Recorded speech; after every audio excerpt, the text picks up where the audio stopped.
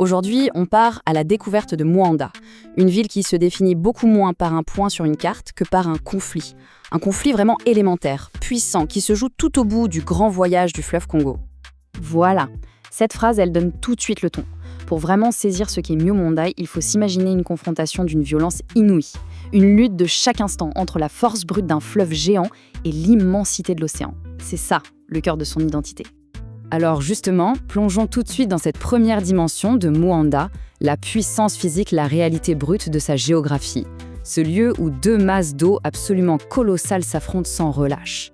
40 000 mètres cubes par seconde. Il faut essayer de se représenter ce que ça veut dire. C'est une force tellement immense que le fleuve ne se contente pas de se mélanger à l'océan. Non, il le repousse, il le combat, il lui impose sa volonté. Et la preuve de cette bataille, elle est visible à l'œil nu de manière spectaculaire. Le fleuve est tellement chargé de sédiments qu'il tente littéralement l'océan. Imaginez ça, il redessine la couleur de la mer et il affirme sa domination sur des kilomètres et des kilomètres au large. Cet affrontement permanent porte un nom, la barre. Et attention, ce n'est pas juste un terme de géographie, c'est un personnage à part entière dans la vie des gens d'ici. La traverser tous les jours en pirogue, ce n'est pas une simple balade. C'est un acte de courage, de survie, un véritable défi. Bon, maintenant, changeons de décor. Passons à une autre facette de Moanda.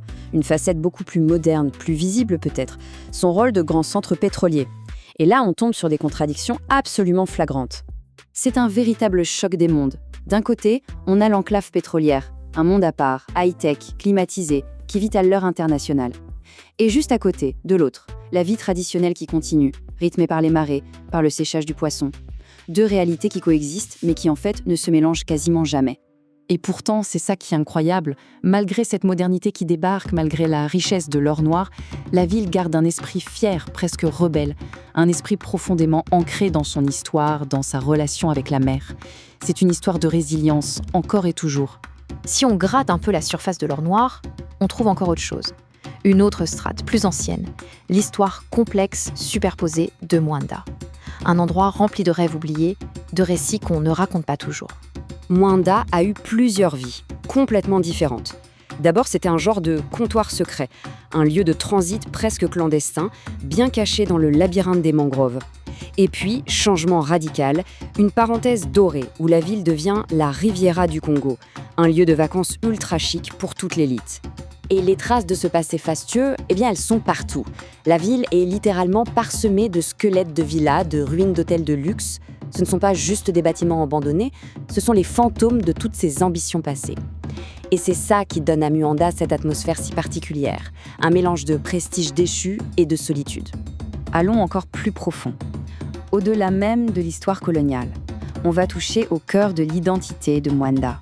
Son rôle de centre spirituel, son côté mystique.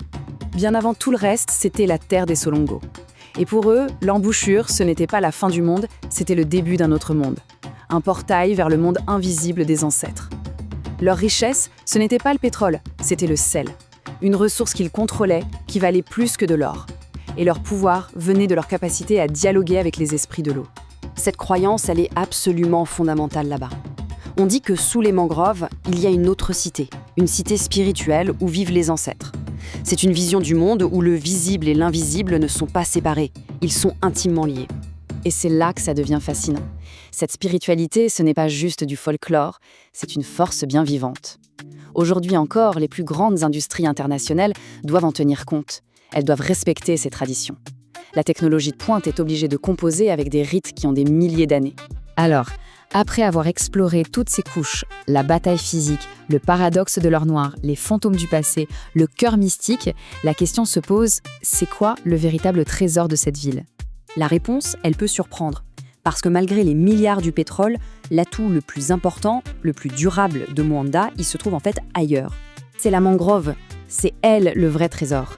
Elle est la synthèse parfaite de tout ce qu'est Moanda. C'est une forteresse naturelle qui a caché les contrebandiers, c'est un garde-manger géant qui nourrit toute la population et c'est un sanctuaire spirituel où vivent encore des créatures de légende. Elle est le symbole même de la résilience de cette ville. Au final, Moanda nous laisse face à cette question. Est-ce que c'est juste un lieu au bout du monde, un cimetière de rêves ? Ou au contraire, est-ce que c'est la preuve vivante que face aux forces de la nature, de l'histoire, de la modernité, l'esprit d'un lieu peut non seulement survivre, mais surtout peut continuer à se battre.